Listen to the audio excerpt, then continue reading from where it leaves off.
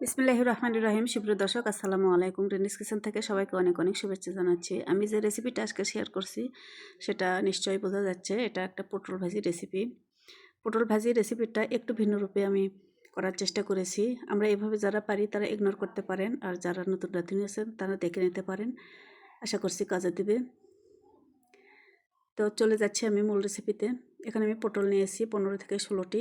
পটলটা আমি ভালো করে আগে ছিলে নিয়েছি, আর 2-5টা এভাবে কেসে নিয়েছি। বটি দিয়ে এভাবে করতে হবে, চাকু দিয়ে নয়। আর মাঝখান থেকে কিন্তু এভাবে একেবারে জোড়ানো যেন না লাগে, সেই দিকটা খেয়াল রাখতে হবে। তো বটির সাহায্যে এই কাজটা ভালো হয়। তো প্রথমে আমি যে কাজটা করব, শুকনো মশলাগুলো আমি মিক্স করে নিচ্ছি। মরিচের গুঁড়া 1 টেবিল চামচ, ধনিয়া জিরার গুঁড়া 1/2 চা চামচ, সবজি মশলা এটা দিচ্ছি 1/4, আর লবণ দিচ্ছি স্বাদ মতো, আর একটু দিলাম, আর হলুদ দিচ্ছি 1/2 চা চামচ।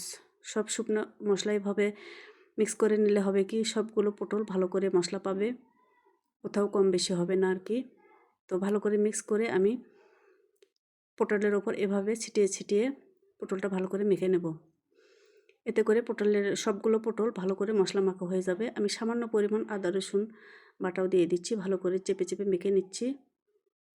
এভাবে করে মেখে নিচ্ছি।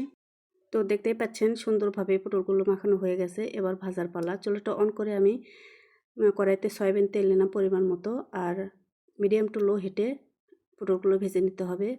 তো এভাবে করে সবগুলো পটল দিয়ে এক পাশটা একটু হতে দেব, তারপরে উল্টে পাল্টে আর এক পাশটা লালচে করে ভেজে নেব, ব্রাউন করে। আর উল্টানোর কাজটা একটু সাবধানে করতে হবে যেন ভেঙে না যায়। তো এভাবে চেপে চেপে দিলে ফুলগুলো একটু দেখতে সুন্দর লাগবে, আর পটলগুলো ভালো করে ভাজা হবে। তো এভাবে করে উল্টে পাল্টে আমি 2-5টা ব্রাউন কালার ধরে আসা পর্যন্ত ভেজে নিয়েছি মিডিয়াম টু লো হিটে।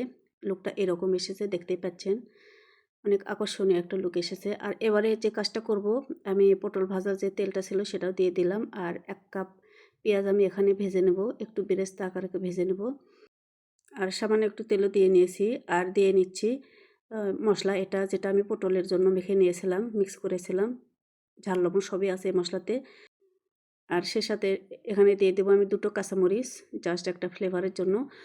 তো পেঁয়াজগুলো ভালো করে ভাজা হয়ে আসলে এরকম লুক হয়ে আসা পর্যন্ত ভেজে নিয়েছি, আর পটলগুলো জাস্ট এখানে আলতো করে মিলিয়ে নেব আর কি। চুলার হিটটা একেবারে লোতে রেখেছি। ভালো করে মিলিয়ে নিলেই রান্নাটা কমপ্লিট হয়ে যাবে পরিবেশনের জন্য। এবার চুলাটা অফ করে আমি পটলগুলো তুলে নিয়েছি পরিবেশনের জন্য। তো দর্শক, যেমন লুক এসছে মাশাআল্লাহ, অনেক আকর্ষণীয় একটা লুক, আর খেতেও কিন্তু অনেক মজার ছিল, কারণ যেভাবে পটলটা কাটা হয়েছে এর ভিতরে ঝাল লবণ পারফেক্টভাবে ঢুকেছে এবং পটলটা ভালোভাবে ভাজাও হয়েছে। তো আশা করছি আজকের ভিডিওটি আপনাদের ভালো লেগেছে। যদি ভালো লাগে একটা লাইক দিবেন, আর সেই সাথে চ্যানেলটা সাবস্ক্রাইব করে নিয়ে নিয়মিত চ্যানেলের সাথে থাকবেন এরকম সহজ সহজ রেসিপি পাওয়ার জন্য। আর সেই সাথে ফেসবুক পেজটিও ফলো দিয়ে নিতে পারেন এমন সব রেসিপি পাওয়ার জন্য। দর্শক, আজকে আমি বিদায় নিচ্ছি। কথা হবে অন্য রেসিপিতে। সে পর্যন্ত সবাই অনেক অনেক ভালো থাকুন। আল্লাহ হাফেজ।